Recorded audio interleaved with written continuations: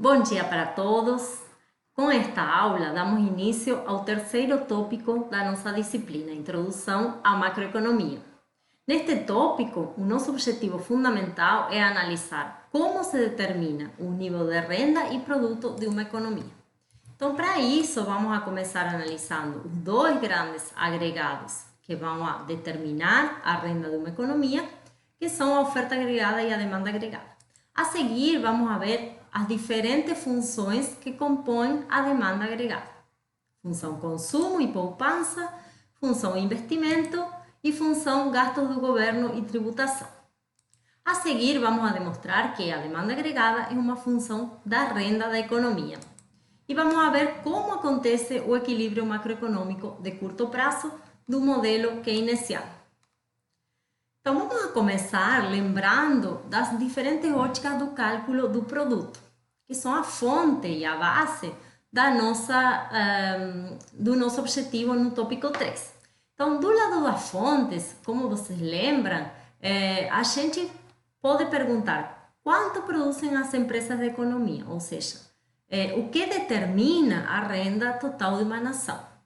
Além dessa ótica em que vemos como é produzido toda a renda da nossa economia, podemos ver os diferentes usos que vamos a dar a esse produto. Então, por exemplo, quem vai receber as rendas da produção? Qual é a parcela destinada aos trabalhadores e qual é a parcela destinada aos proprietários do capital?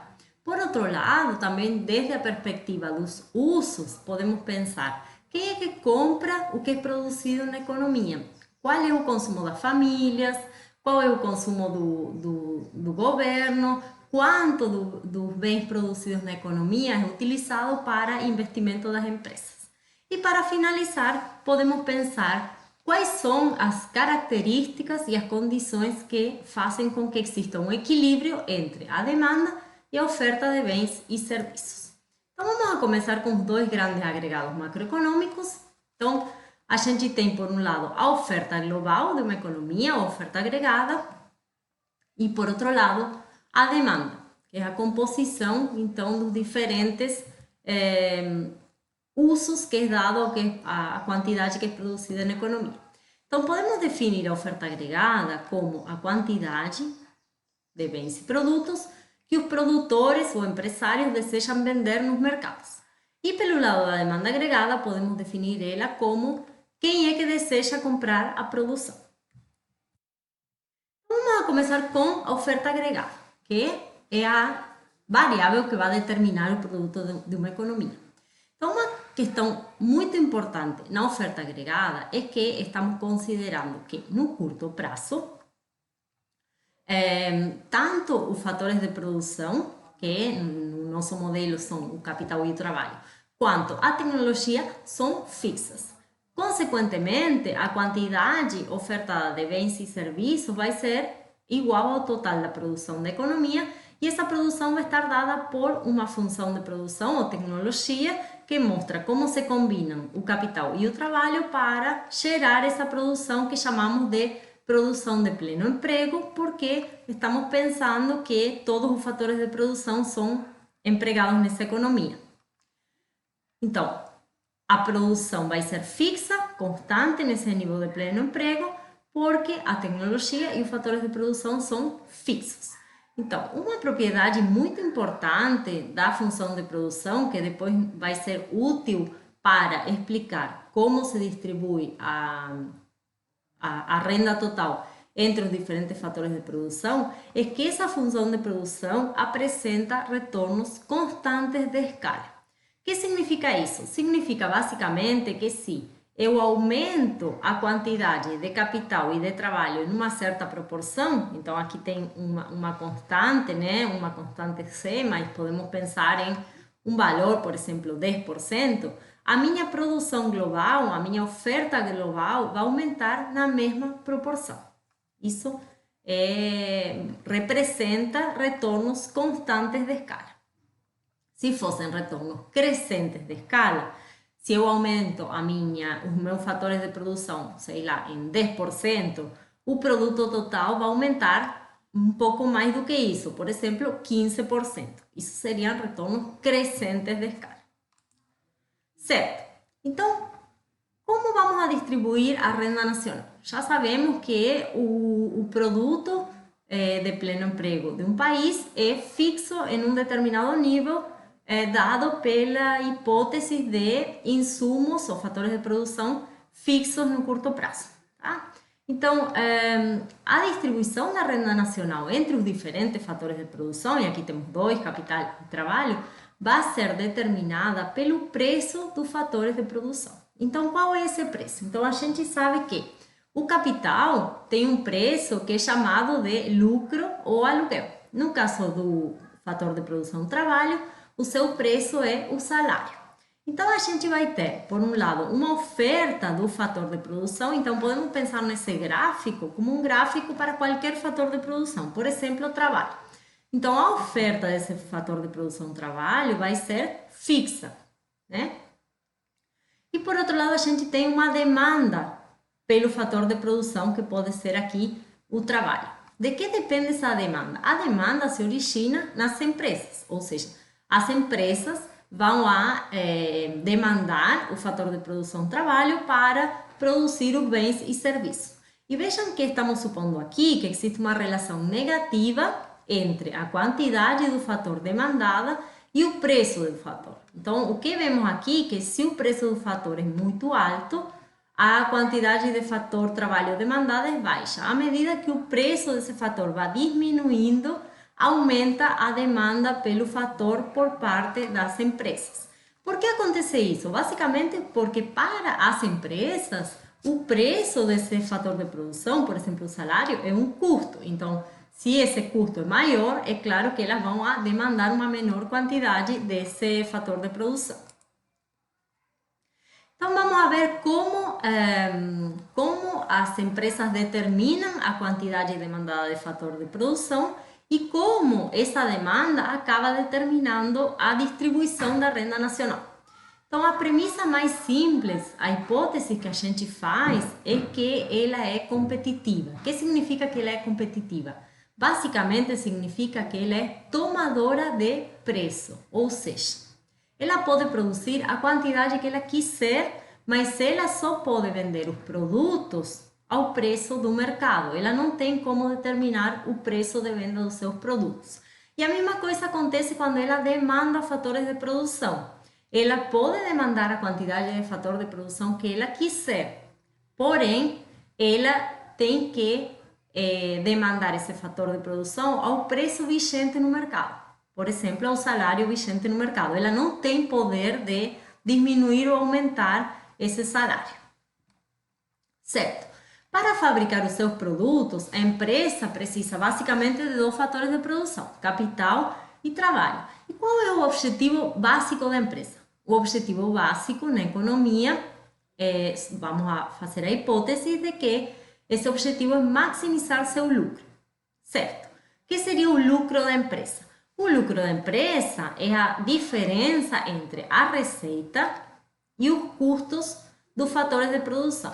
Então, ela tem uma receita que é basicamente a quantidade produzida, tá? Então, vemos aqui que a quantidade produzida está dada pela função de produção, vezes o preço dos bens que ela vende. Então, essa vai ser a receita. A receita, preço vezes quantidade produzida. E essa quantidade produzida é uma função da tecnologia vigente ou função de produção da empresa.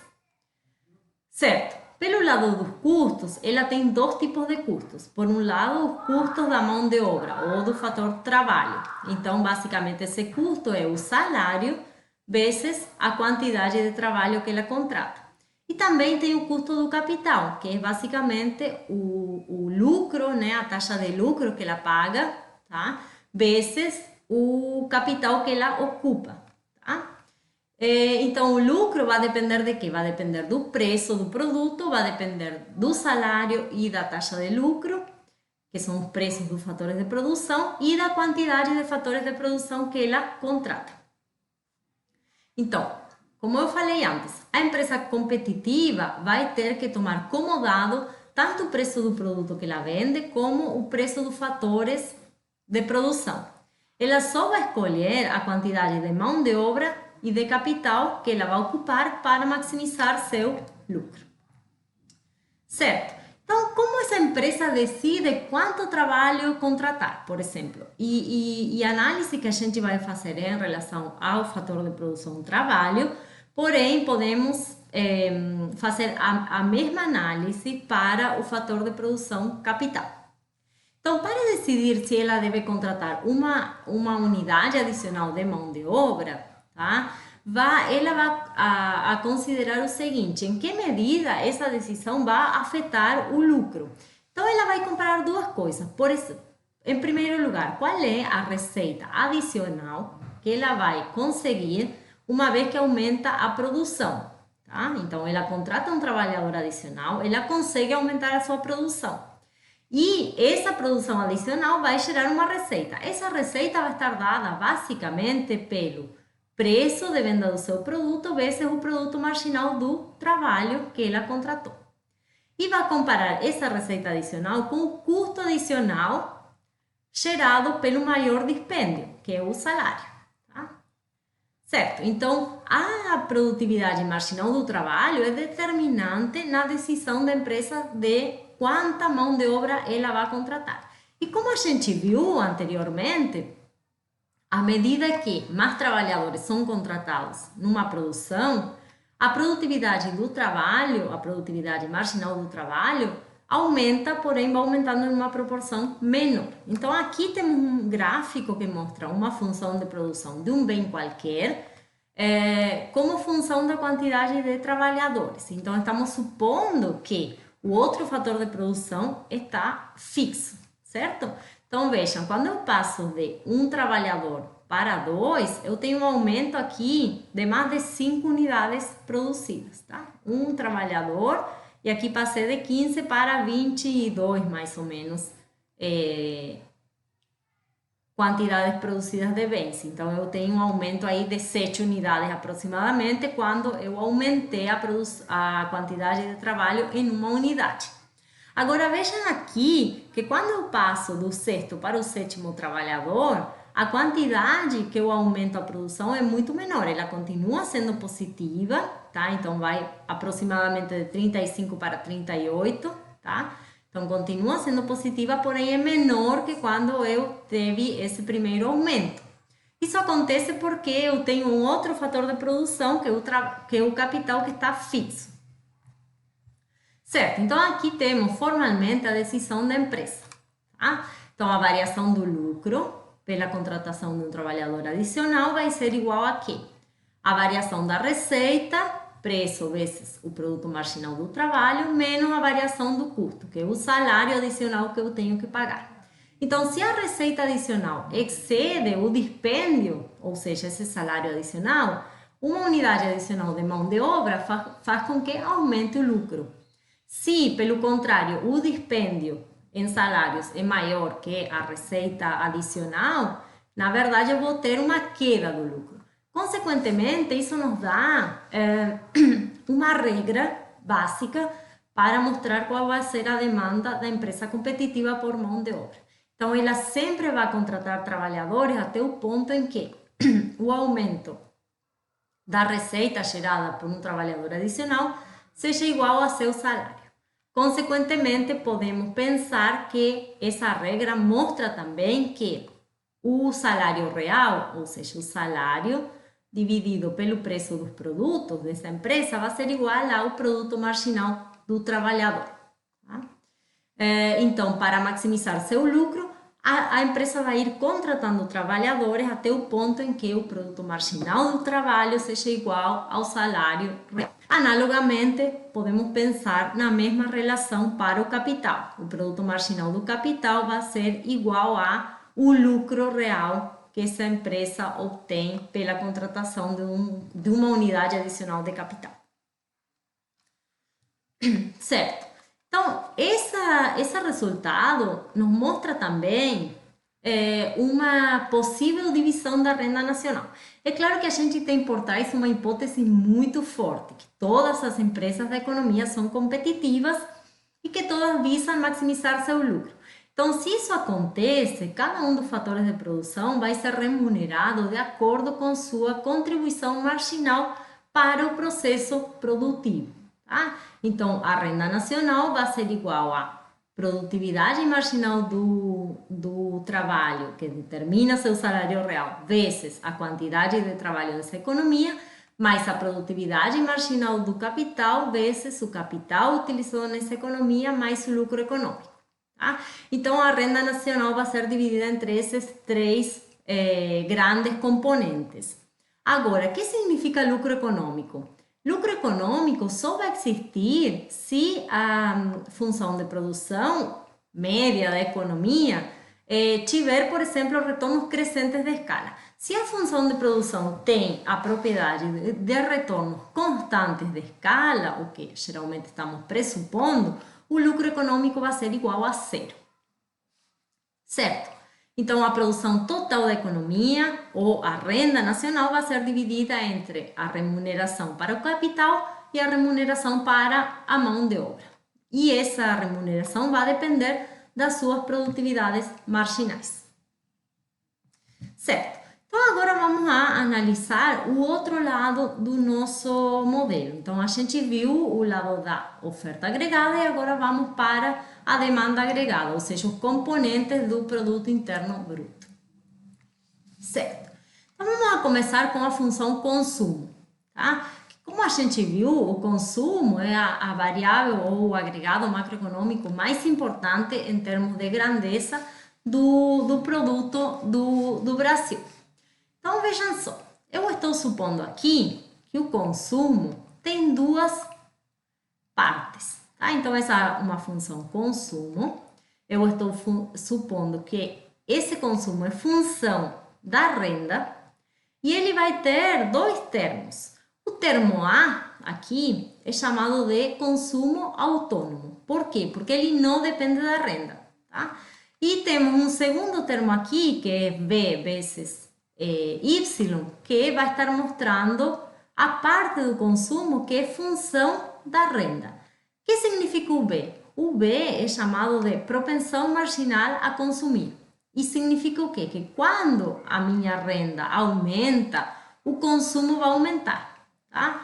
E vai aumentar em uma certa proporção dada pela propensão marginal a consumir. A gente supõe na economia, e tem evidências empíricas que mostram que essa propensão marginal a consumir está em um intervalo entre 0 e 1. O que significa isso? Que se a renda aumenta, o meu consumo vai aumentar, porém vai aumentar em uma proporção menor que o aumento da renda. Então, por exemplo, se a propensão marginal a consumir é de 0,80, eu posso dizer que se a renda aumenta em R$1, o meu consumo vai aumentar em 0,80 centavos de real. Então, graficamente, podemos desenhar aqui o consumo em função da renda nacional.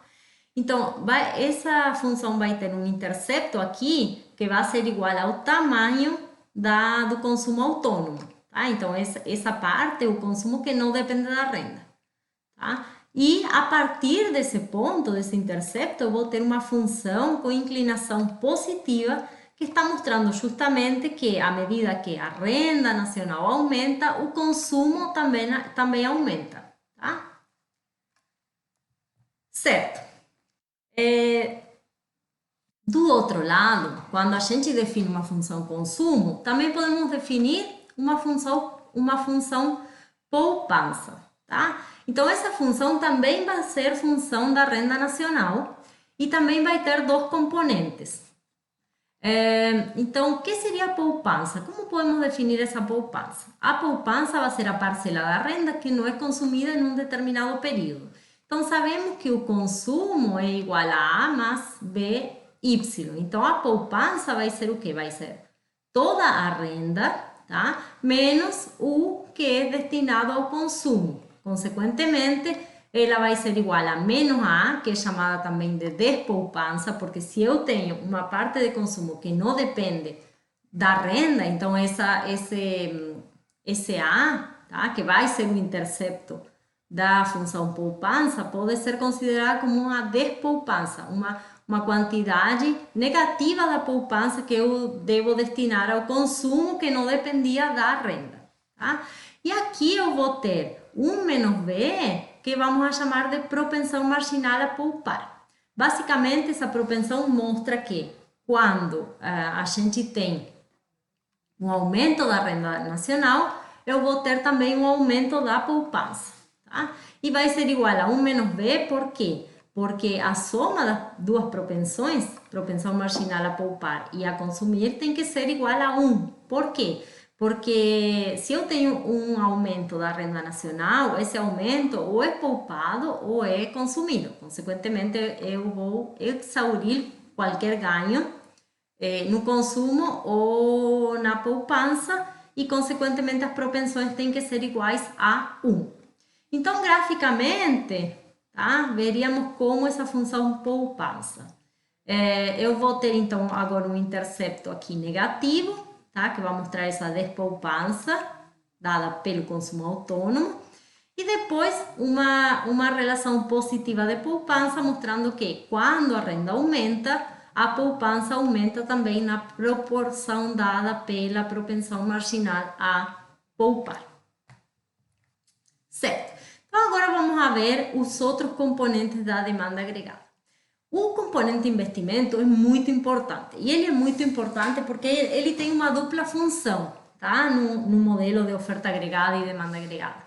É claro que, como a gente viu, ele é um componente da demanda. Então, o gasto ou a despesa em máquinas e equipamentos é um dos componentes da demanda agregada. Porém, ele tem um duplo papel. Por quê? Porque ele vai determinar também a oferta agregada. O fluxo de investimento vai contribuir para o estoque de capital de uma economia. Consequentemente, se eu tenho um maior investimento, eu vou ter uma maior capacidade de produção na economia. Então, neste modelo básico, a gente vai supor que o investimento é uma variável autônoma da renda nacional, tá? Então, ela vai ser aqui, como vemos, se consideramos o investimento em relação à renda, uma linha horizontal, tá? Em um determinado nível que não depende da renda nacional. Certo. Outra dos componentes autônomos em relação à renda que a gente está considerando é o gasto público. Na verdade, o gasto público, mais do que autônomo em relação à renda, na teoria macroeconômica, é considerado como uma variável exógena, que é determinada institucionalmente e que, como vamos a ver mais adiante na nossa matéria, depende de quais são os objetivos da política econômica que as autoridades de um país escolhem. Certo. Do outro lado do setor governo, a gente tem a função tributação, tá? Que vamos a supor também que é uma variável autônoma. Mas a tributação vai ter uma repercussão muito importante no consumo e na poupança. Por quê? Porque a gente viu que o consumo era uma função da renda nacional, certo? Mas agora essa tributação vai impactar sobre a renda disponível que as pessoas têm para consumir.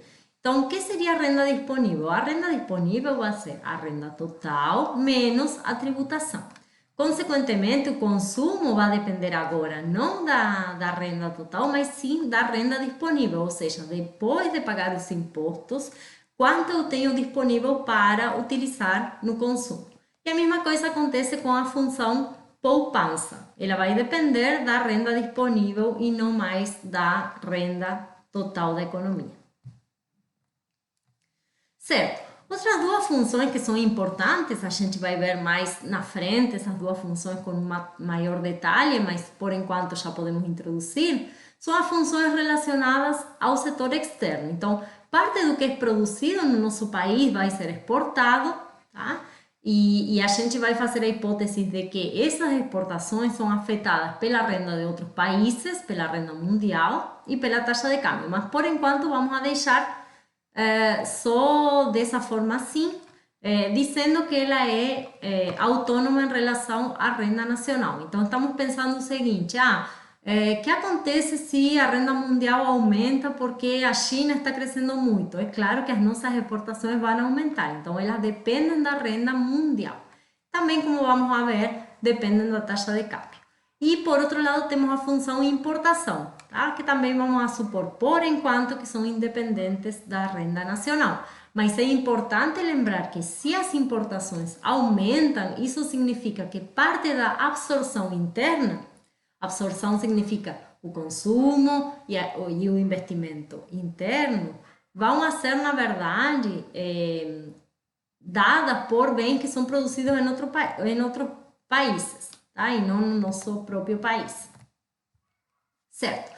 Então, uma vez que estabelecemos as hipóteses em relação às diferentes variáveis da demanda agregada, a gente pode mostrar graficamente a demanda agregada como função da renda. Por que a demanda agregada é função da renda? Basicamente, pelo consumo. Então, vemos que aqui, se considerássemos que a demanda agregada é igual ao consumo, a gente tem uma função que tem uma inclinação positiva, mostrando que aqui o intercepto, né, da função consumo, e uma relação positiva entre consumo e renda nacional. À medida que a renda nacional aumenta, o consumo aumenta, tá? E, consequentemente, a demanda agregada. O que acontece se vamos adicionando outros componentes? O que vai mudar da função demanda agregada vai ser basicamente o intercepto. Por quê? Porque o investimento, o gasto público e as contas externas, tá? Estamos supondo que elas são independentes da renda nacional. Consequentemente, a única coisa que vai mudar da minha demanda agregada vai ser o intercepto, tá? Então, essa última aqui seria a minha função demanda agregada no modelo keynesiano. Ela tem inclinação positiva, dada basicamente pela relação do consumo como função da renda nacional, e o intercepto vai estar dado pela soma do consumo autônomo, mais o investimento, mais o gasto público, mais o saldo da balança comercial.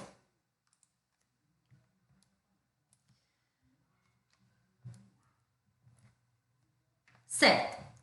Então, vamos a ver um possível deslocamento dessa demanda agregada. Então, vamos a supor que essa demanda agregada 1 aqui é a soma, então, de todos os componentes da demanda agregada. Consumo, investimento, gasto público, exportações menos importações. Como se desloca essa demanda agregada? Então, aqui estou supondo que aumenta o gasto público, tá? Então, tem uma variação, delta X, variação do gasto público, e essa variação é positiva. Vejam que eu estou supondo aqui que é maior que zero, tá? Então, isso vai fazer com que a demanda agregada se desloque para cima, tá? Então, para cima, temos um deslocamento paralelo dessa demanda agregada pelo aumento do gasto público. Então, a única coisa que acontece, neste caso aqui, é que aumenta seu intercepto. Se aconteceria uma queda do gasto público, teria um deslocamento para baixo da demanda agregada e uma diminuição do intercepto. Certo. Então, agora vamos ver o equilíbrio de curto prazo nesse modelo básico que a gente está analisando de igualação entre demanda agregada e renda nacional. Então, qual seria o equilíbrio? O ponto em que a demanda agregada se iguala à renda nacional. Mas como vamos a ver, neste modelo keynesiano básico, nesse ponto pode ocorrer desemprego. Então, como podemos determinar a renda de equilíbrio? Podemos determinar essa renda de equilíbrio de duas formas. A primeira é igualando a demanda agregada, todos esses componentes, com a renda nacional, tá? Que, como sabemos, a renda nacional é igual à oferta global de bens e serviços de uma economia. E a segunda forma, que vamos ver em uma próxima aula, é igualando vazamentos e injeções ao fluxo de renda. Então, vamos ver a primeira. Certo. Então, vamos a começar pela parte mais simples, que é o que já explicamos, que é a demanda agregada. Então, uma vez que a gente estabeleceu as diferentes hipóteses em relação a consumo, investimento, gasto público, exportações e importações, a gente tem uma demanda agregada que tem inclinação positiva, que está determinada pelo consumo como função da renda nacional. O intercepto dessa demanda agregada é a soma de todos os componentes autônomos em relação à renda. Consumo autônomo, investimento, gasto público, exportações e importações, certo? Agora, o que a gente tem que explicar é o que acontece com essa linha de 45 graus que vai determinar o meu equilíbrio, né, entre a renda e a demanda agregada. Vejam que essa linha, tá, é de 45 graus, tá? E vamos a pensar, vamos a fazer a hipótese de que a renda está no ponto em que y é igual a y asterisco, esse ponto aqui, certo? Então, a gente tem que, nesse ponto, a perpendicular ao eixo das abscissas, que parte desse nível de renda, y asterisco, e corta a bissectriz no ponto E, nesse ponto aqui, tem uma magnitude igual à renda.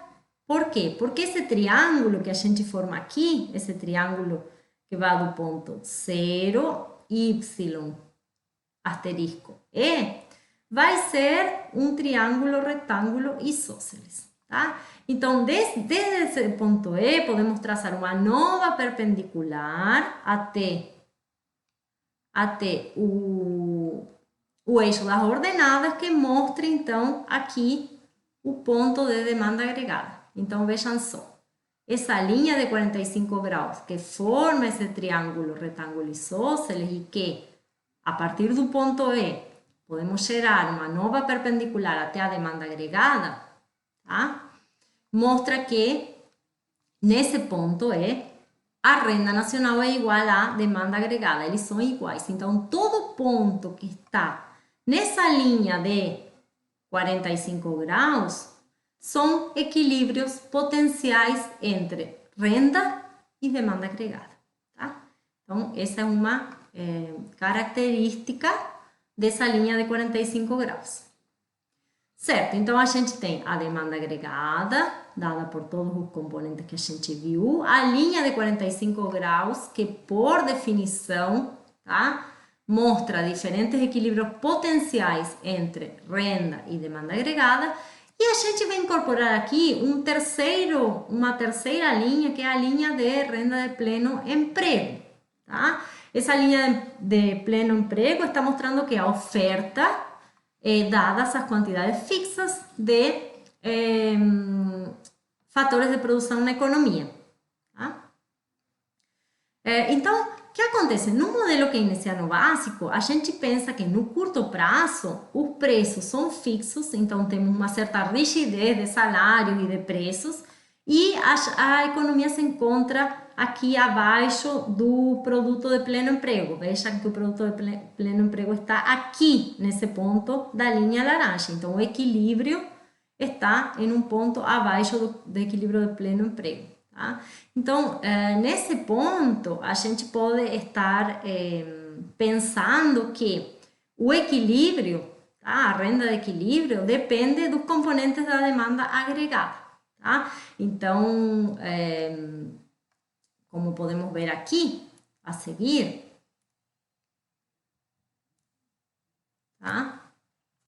Vejam só. Então, esse é o mesmo gráfico, mostrando um equilíbrio por debaixo da demanda da renda de pleno emprego, tá?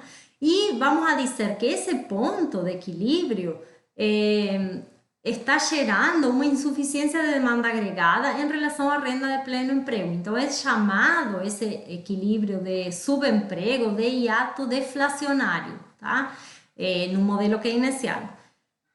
Então, nesse ponto de equilíbrio, a gente tem o quê? Basicamente, temos um subemprego dos fatores de produção. E esse equilíbrio com desemprego poderia ser eliminado através do aumento de qualquer um dos componentes da demanda agregada. Então, poderíamos passar desse ponto de equilíbrio com desemprego para um equilíbrio com pleno emprego dos fatores produtivos, por exemplo, aumentando a demanda agregada ou, na verdade, algum dos seus componentes. Quais poderiam ser esses aumentos? Então, poderíamos ter um aumento do consumo, pelo aumento da renda disponível. Então, a gente pode pensar, o governo diminui o nível de tributação, aumenta a renda disponível, aumenta o consumo e a demanda agregada se desloca para cima. Ou pode ser um aumento do investimento através de incentivos fiscais, ou podemos ter um aumento do gasto público ou uma diminuição das importações. Então, qualquer um desses fatores que faça com que a demanda agregada se desloque para cima, geraria, então, um equilíbrio com pleno emprego dos fatores produtivos. Assim como temos o hiato deflacionário, que indica um nível de equilíbrio da renda menor que a renda de pleno emprego, em certos períodos a gente pode ter o contrário, tá? O que chamamos, no modelo keynesiano básico, de hiato inflacionário. Então, nesse caso, a gente teria um excesso de demanda agregada em relação à oferta de pleno emprego. Vejam que aqui o equilíbrio da economia, o Y asterisco, que mostra então o equilíbrio entre oferta agregada e demanda agregada, está acima do nível de pleno emprego da produção. Então, nesse caso, estaríamos ante uma inflação de demanda. Por quê? Porque existe uma procura global de bens e serviços que supera a capacidade produtiva da economia. Isso geraria uma pressão inflacionária, ou seja, um aumento do nível de preços daqueles bens e serviços da economia. Então, agora, para terminar a nossa aula, vamos a colocar um exemplo, tá? De equilíbrio de curto prazo, utilizando algumas equações comportamentais da economia e analisando como podemos chegar, então, ao nível de renda de equilíbrio dessa economia. Então, vejam só, aqui eu tenho um valor para o consumo autônomo, um valor para a propensão marginal a consumir, para o investimento, para o gasto público, para os tributos e para o setor externo, certo? Então, vamos a resolver esse exercício.